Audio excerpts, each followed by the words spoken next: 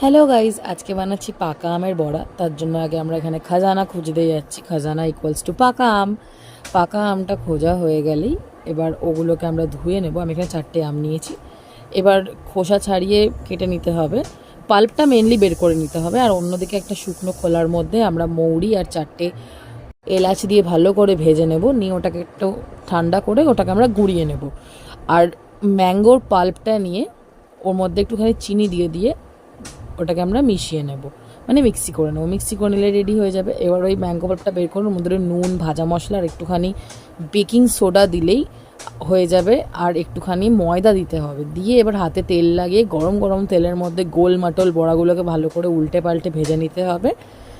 ভালো করে লো ফ্লেমে ভাজবে। আর কে কোথা থেকে দেখছো প্লিজ আমাকে কমেন্ট করে জানিও। তোমরা যারা আমার ভিডিও দেখো প্লিজ কমেন্ট করো। আর রেডি হয়ে যাবে আমাদের বড়াগুলো। Thank you, by.